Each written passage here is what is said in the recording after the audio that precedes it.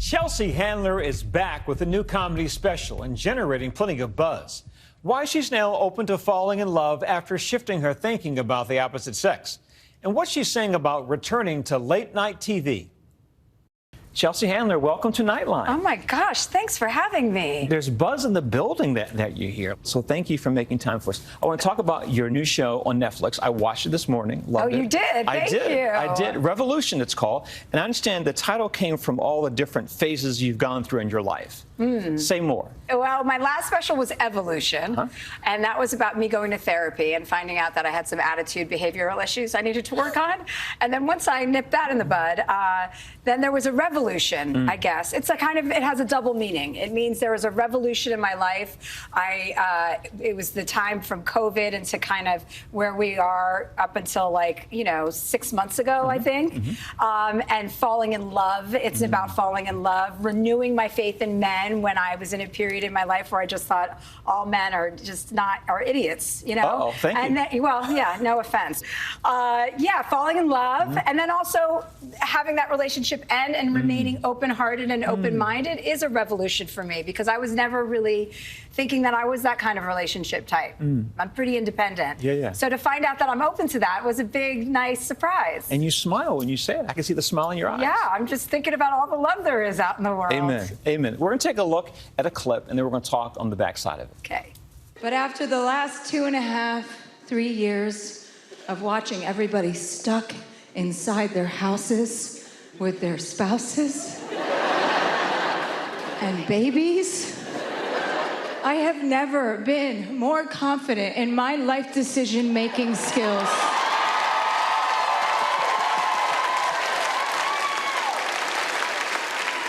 In remaining childless and alone.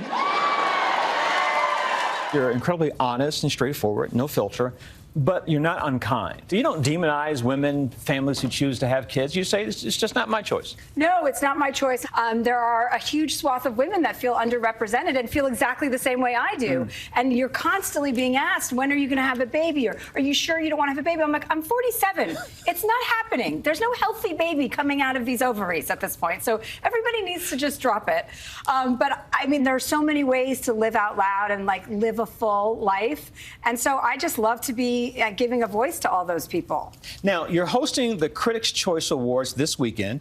Now, after last year's award season, there's been lots of questions about where comedians should or shouldn't go in their comedy, especially after the Chris Rock, Will Smith incident at the Oscars. How do you walk that fine line? How do you decide I'm not going to go there, or I will walk close to that? I think this night is about really keeping the energy and the high vibes up. You know, I've been to therapy, so I'm not going after people. People are safer now with me around.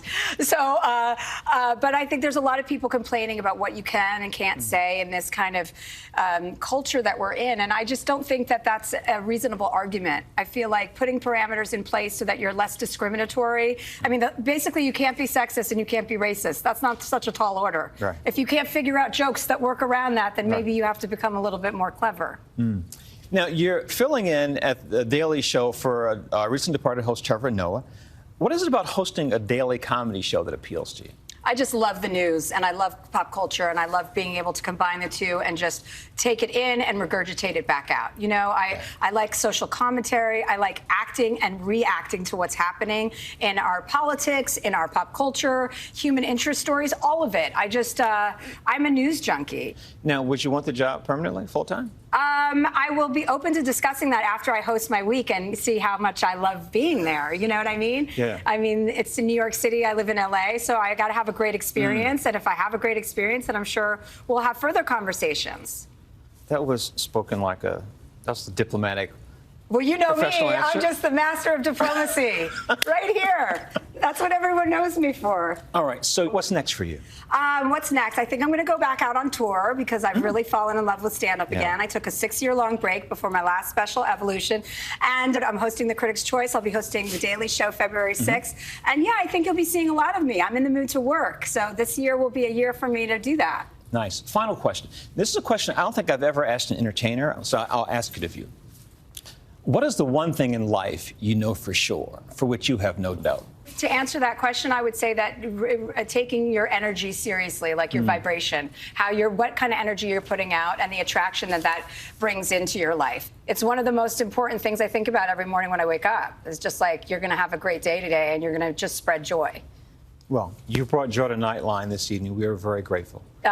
Thank you so much. So nice to meet you. Hi, everyone. George Stephanopoulos here. Thanks for checking out the ABC News YouTube channel. If you'd like to get more videos, show highlights, and watch live event coverage, click on the right over here to subscribe to our channel. And don't forget to download the ABC News app for breaking news alerts. Thanks for watching.